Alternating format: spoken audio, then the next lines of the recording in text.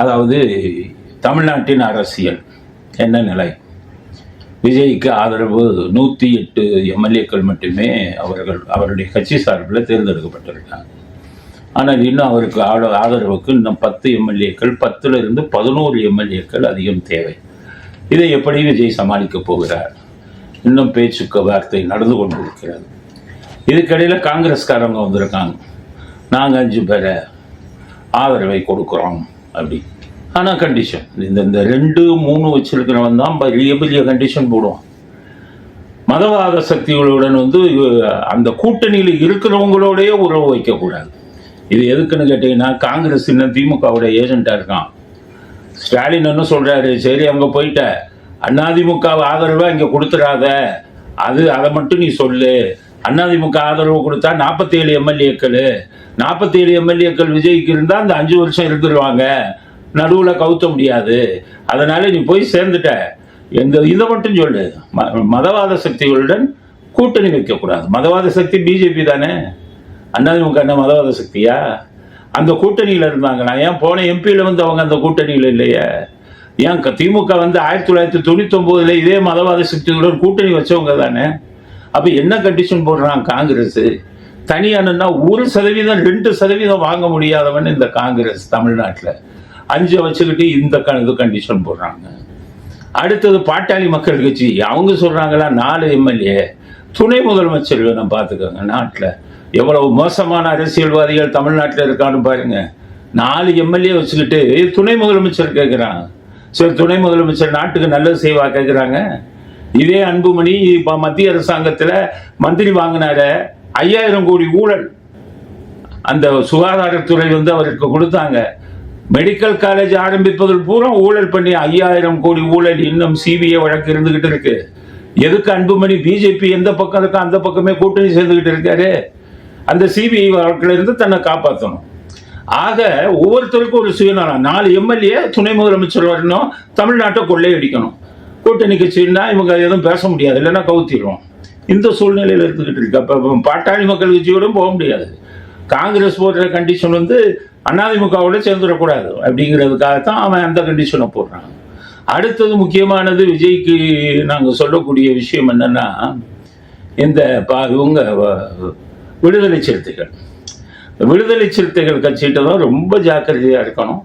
காரணம், நிறைய பேர் இந்த கட்ட பஞ்சாயத்து பண்ணுறவங்க எல்லாம் அந்த கட்சியில் தான் இருக்காங்கன்னு சொல்லிட்டோம். டெய்லி ஒவ்வொரு போலீஸ் ஸ்டேஷன்லையும் போய் உட்காந்துக்குவான். அநியாய ஆக்கிரமத்துக்கு தான் போய் நிற்பாங்க. இப்படி பல வருடங்களாக நடந்துகிட்டு இருக்கு. திமுக ஆட்சி அவங்களுக்கு ரொம்ப வசதியாக இருந்தது. இப்போ ஆட்சி மாறினதுனால விஜய் பக்கம் வந்துடலான்னு பார்க்குறாங்க. இதில் திருமாவளவன் ஸ்டாலினுக்கு நெருக்கமானவர். ஸ்டாலினுக்கு இங்கே நடக்கக்கூடிய அத்தனை விஷயங்களும் சொல்லுவார். திமுகவுக்கு ஆதரவாக இவங்க கூட்டணி சேர்ந்தால் எல்லா விஷயத்தையும் பண்ணுவாங்க. அதனால தான் நான் சொல்றேன், திருமாவளவனோட சேராதீங்க. ஆனால் அங்கே இருக்கக்கூடிய நம்ம தாவேக்காவில் இருக்கக்கூடிய ஆதவ அர்ஜுன் ஏற்கனவே இவங்க கட்சியில தானே இருந்தாரு, திருமாவளவன் கட்சியில. அப்ப திருமாவளவனோட நெருக்கம். திருமாவளவன் தனக்கு வேண்டிய விஷயங்கள் எல்லாம் ஆதவ அர்ஜுனை வச்சு நடத்த பார்ப்பாரு. அதனாலதான் இப்ப என்னன்னா அவர் உள்ளுக்குள்ள வரலான்னு பாக்குறாரு. திருமாவளவன் ஆட்சியில பங்கு வச்சிடலான்னு. அவருக்கு இருக்கிறது எத்தனை தொகுதி? 2 தொகுதி ஜெயிச்சிருக்காரு, 2 எம்எல்ஏ. அதுல காட்டு மன்னார் கோயில்ல காங்கிரஸ் காரரை ஆக்கியிருக்காரு எம்எல்ஏவா. அவருக்கு மந்திரி கொடுக்க மாட்டாரு. 2 கொடுத்துட்டு ஒரு மந்திரி கேட்பாரு. இன்னொரு மந்திரி யாரை போட முடியும்? வன்னியரசு. அவருடைய பொதுச் செயலாளர், விசிகாவின் பொதுச் செயலாளர். இந்த வன்னியரசு யாரு? தமிழ்நாட்டு மக்கள் தெரிஞ்சுக்கங்க. கட்ட பஞ்சாயத்து, ஆளுங்களை சேர்த்துக்கிட்டு நில அபகரிப்பு, வீட்டுக்குள்ள பூந்துக்கிட்டு காலி பண்ண மாட்டேங்கிறது, பணம் பேரம் பேசுறது, இதுவெல்லாம் பண்ணிக்கிட்டு இருக்காரு. நானே எனக்கு தெரிஞ்சவங்க ஒருத்தவங்க வீட்டுக்குள்ள உள்ள நுழைஞ்சு இது பண்ணிட்டு இருக்கும்போது, பிரச்சனை பண்ணும்போது நானே ஃபோன் பண்ணி சொன்னேன், என்னங்க நீங்க ஒரு கட்சிக்கு பொதுச் செயலாளர், நீங்க அப்படி போய் பண்றீங்க? இல்லை சார், இல்லை சார் அப்படின்னாரு. ஆனா இன்னும் காலி பண்ணல. ஆக திருமாவளவன் என்ன பண்ணுவாரு? வன்னியரசுக்கு மந்திரி கொடுப்பாரு. வன்னியரசு போன்றவர்களே தாவை ஆட்சியில மந்திரி ஆக்குனீங்கன்னா எவ்வளவு கெட்ட பேர் வரும். நாளைக்கு அவர் செய்யக்கூடிய அத்தனை சட்ட விரோத செயலும் கெட்ட பேர் தாவைக்காவுக்கு சேரும். அதனாலதான் நான் சொல்றேன், திருமாவளவனோட கூட்டணியே வைக்காதீங்க. அவர் இவருடைய ஃப்ரெண்டு, அது நம்ம ஸ்டாலினோட ஃப்ரெண்டு. அவர் பல விஷயங்களை ஆதவ அர்ஜுனை வைத்து தாவை காட்சியில் நடத்த பார்ப்பாரு. அதுக்கு இடம் கொடுக்காதீங்க. மோசமான அதிகாரிகள் எல்லாம் அவருக்கு வேண்டியவங்க. கமிஷனராக இருந்த அருண் இவரை தலைவான்னு கூப்பிட்டவர். இங்க ஆட்சிக்கு வந்த அதே அருணை நல்ல பதவியில வைக்கிறதுக்காக இதே ஆதவர்ஜுனை வச்சு மூவ் பண்ணுவாரு. இப்படி பல ஆபத்துகள் இருக்கு. நான் என்ன சொல்றேன், வெறுப்பு இல்லாம தான் சொல்றேன். யாரும் சரியில்லை. இங்க அவங்க துணைமுக 4 வச்சுக்கிட்டு துணைமுக அமைச்சர் கேட்கிறாங்க. இவங்க வந்து 2 வச்சுக்கிட்டு மோசமான ஆட்களை மந்திரி ஆக்குவாங்க. காங்கிரஸ்காரன் என்ன, காங்கிரஸ்காரன்னு திமுக அஜெண்டாவை தான் சொல்லுவான். ஆக இவங்களெல்லாம் கூட்டணி சேர்ந்தீங்கன்னு வைங்க, 4 2 கம்யூனிஸ்ட் 2 அந்த கம்யூனிஸ்ட் 2 எல்லாத்தையும் சேர்த்தாலே மொத்தம் 10 தானே வரும். அந்த 10 இருந்ததுன்னா தாவேக்காவுக்கு கரெக்டா 118 தானே வரும். அப்ப நித்தியகண்டம் பூர்ண ஆயுசன் ஆயிரம் இல்லை இந்த ஆட்சி. அதனாலதான் நான் சொல்றேன், நீங்க சேருவது பெரிய கட்சியில சேருங்க. அதிமுக இருந்து அறிக்கை விட்டு இருக்காங்க கூட்டணிக்கு தயார்னு. அதிமுக போன்ற பெரிய கட்சி 47 எம்எல்ஏக்கள் இருக்கிற கட்சியோட சேர்ந்தீங்கன்னா 5 வருஷத்துக்கு உங்களுக்கு ஆட்சி நிறைய இருக்கும். நான் அதிமுகவுக்கு ஆதரவாக பேசுறதுக்காக சொல்லல. ஆதரவு கொடுத்தாங்கன்னா 5 வருஷம் நிற்கும். இந்த சின்ன சில்லறைகளை சேர்த்தால் உங்களுக்கு அந்த 118 119 தான் நிற்கும். இவங்க உங்களுக்கு வந்து இது பண்ண ஆரம்பிச்சிருவாங்க, கண்டிஷன் போட ஆரம்பிச்சிருவாங்க. யாரும் யோகியர்கள் இல்லை, குட்டி கட்சிகளில் யாரும் யோகியர்கள் இல்லை. பிரேமலதாவை நீங்க சேர்க்க முடியாது. அவங்க கேட்கிற கண்டிஷனே வேற மாதிரி இருக்கும். வைகோவை சேர்க்க முடியாது. இவங்கெல்லாம் திமுகவின் ஆதரவாளர்கள். அதனால அப்படி சேர்த்தாங்க. அவங்க எல்லாம் 2-1 தான். அதனால தாவேக்கா நல்லா சிந்திங்க. ஒரே ஒரு ஆளை வச்சுக்கிட்டீங்கன்னா உங்களுக்கு பிரச்சனை வராது, ஆட்சி கவுழும் அப்படிங்கிற பயம் இருக்காது. நீங்க பல கண்டிஷன்களை போட்டு பண்ணிடலாம். அதனாலதான் நான் அதிமுகவை சேர்ந்தவர்களிடம் பேசியிருக்கேன். நேர நீங்க தாவேக்காவோட சேர்ந்திருக்க எந்த கண்டிஷனும் போடாதீங்க. தமிழ்நாட்டை மனசுல வச்சு திமுகங்கிற தீய சக்தியை ஒழிக்கிறதுக்கு நீங்க வந்து உதவி செய்யணும். கண்டிஷனே போடாதீங்க. முடிஞ்சா மந்திரி பதவி கூட கேட்காதீங்க. அவங்களுக்கு ஆதரவு கொடுங்கன்னு சொல்லியிருக்கோம். அதனால கூட்டணி பிரச்சனைகள் இந்த அளவு போயிட்டு இருக்கிறதுனாலையும், எதிர்கட்சிகள்ல இருக்கிறவங்கலாம் 2 1 3 4 இருக்கிறதுனாலையும், அவங்கள நீங்க கூட்டணியில சேர்த்தீங்கன்னா, ஆட்சியில சேர்த்தீங்கன்னா 118 119 தான் வந்து நிற்கும். அப்படிங்கிறதுனாலையும் ஒரு பெரிய கட்சியோட சேர்ந்து நிரந்தரமான நல்லாட்சியை கொடுங்க. ஊழலற்ற ஆட்சியை எதிர்பார்க்கிறார்கள் விஜய். எவ்வளவு மக்கள் ஓட்டு போட்டுருக்காங்கன்னா, நீங்க ஊழலற்ற ஆட்சிக்கு பண்ணணும்னா இந்த பணம் கேட்கிற எதிர்கட்சியெல்லாம் சேர்த்தீங்கன்னா உங்களுடைய கனவு நிறைவேறாது. அதனால கூட்டணியை பற்றி தீவிரமாக சிந்தித்து நிரந்தரமான ஆட்சி அமைவதற்கு என்ன வாய்ப்பு இருக்கிறதோ அப்படிப்பட்ட கட்சிகளுடன் கூட்டணி சேருங்கள் அப்படிங்கிறது நம்முடைய முதல் கட்ட கருத்து. அடுத்தது கவர்னர். இந்த கவர்னர் என்ன பண்ணியிருக்காரு, நம்ம தாவேக்கால இருந்து கவர்னருக்கு கடிதம் அனுப்பியிருக்காங்க இமெயில்ல. அதில் வந்து நாங்கள் 35% ஓட்டு வாங்கியிருக்கோம், எங்களை வந்து ஆட்சி அமைய கூப்பிடுங்கன்னு சொல்லியிருக்கோம்.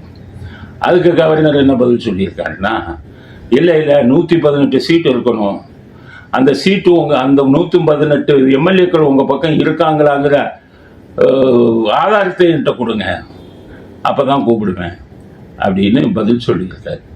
நான் என்ன சொல்கிறேன், இந்த கவர்னர்லாம் யார் அரசியல் சட்டத்தை படிச்சுட்டு வரா? கவர்னருக்கு அரசியல் சட்டம் புரியலைன்னா என்ன அர்த்தம்? 118ங்கிறது இலக்கு. 118 இருந்தால் கவர்னர் உடனே கூப்பிட்டுடலாம். 118க்கு கம்மியாக இருந்தால் கூப்பிட மாட்டேன்னு கவர்னர் சொல்ல முடியாது. அரசியல் சட்டத்தில் என்ன இருக்கு? 118க்கு அப்புறம் என்ன கண்டிஷன் இருக்கு? சிங்கிள் லார்ஜஸ்ட் பார்ட்டி, மிக அதிகமான எம்எல்ஏக்களை ஜெயிச்ச பார்ட்டி தான் சிங்கிள் லார்ஜஸ்ட் பார்ட்டி. அவன் 100 இருப்பான், 95 இருப்பான். ஆனால் மெஜாரிட்டி முழுவதுமாக இல்லாத நிலையில் கவர்னர் அதிக தொகுதிகளை வென்ற அதிக எம்எல்ஏக்களை கொண்ட அந்த பார்ட்டிகிட்ட தான் முதல்ல கூப்பிடணும். கூப்பிட்டு என்ன சொல்லணும், நீங்க தான் அதிக எண்ணிக்கை கொண்ட பார்ட்டி, உங்களுக்கு வந்து ஆட்சி அமைக்குவதற்கு நான் வாய்ப்பு கொடுக்குறேன். 2 வாரத்திலேயோ 3 வாரத்திலேயோ நீங்க சட்டசபையில மெஜாரிட்டியை நிரூபிக்கணும். இதுதான் கவர்னர் சொல்லணும். கவர்னர் இதை விட்டுட்டு 118 118 இதை படிங்க. வாஜ்பாய் முத ஆட்சி அமைச்சாரு, மெஜாரிட்டி இல்லை. 90களில் 97 98 அந்த இதில் வாஜ்பாய் ஆட்சி அமைச்சாரு, 98ன்னு நினைக்கிறேன். அப்போ வந்து வாஜ்பாய்க்கு மெஜாரிட்டி இல்லை. ஆனால் வாஜ்பாய் கூப்பிட்டாரு ஜனாதிபதி. ஏன் கூப்பிட்டாரு? அதிக எண்ணிக்கைகளை வென்ற பார்ட்டின்னு தான் கூப்பிட்டாரு. அதனால அதிக எண்ணிக்கை இருக்கிற பார்ட்டி தான் பார்லிமெண்ட்ரி சிஸ்டத்தில் நம்ம வந்து கூப்பிடணும். கவர்னர் வந்து அவங்கள தான் கூப்பிடணும். ஒருவேளை அதிக எண்ணிக்கை இருக்கிற பார்ட்டி வந்து மெஜாரிட்டியை நிரூபிக்க தவறிவிட்டால் அதற்கடுத்த எண்ணிக்கை இருக்கிற பார்ட்டியை கூப்பிடணும். இதுதான் சட்டம். அதனால கவர்னரு 118 இல்லை 118 இல்லைன்னு சொல்லிக்கிட்டு இருக்கக்கூடாது. 118 இல்லைன்னா அதுக்கு கீழே அதிக எண்ணிக்கை இருக்கக்கூடிய தாவேகாவை தான் கவர்னர் ஆட்சி அமைக்க அழைக்க வேண்டும். அவர்களுக்கு இது வந்து ஆட்சி அமைக்க உரிமை கொடுக்கணும்.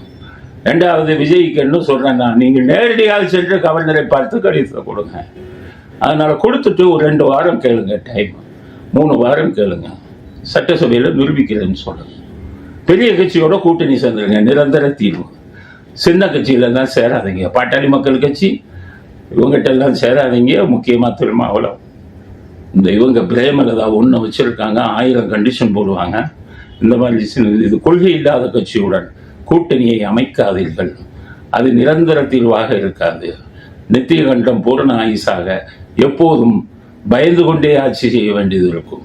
அப்படிங்கிறத கூட்டணி விஷயத்துல தாவேகாக்கு நம்முடைய அறிவுரையாக பதிவு செய்ய. அடுத்தது, ஸ்டாலின் நன்றி தெரிவிக்கிறேன்னு சொல்லி அந்த குளத்தூருக்கு போயிருக்கார்.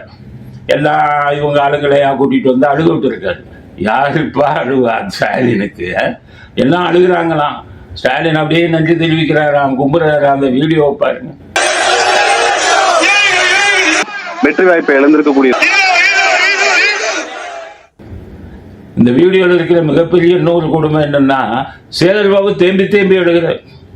ஏன் சேகர்பாபு எழுகிறாருன்னா, நீங்க தோக்குறதுக்கு நான் காரணமாயிட்டேனே.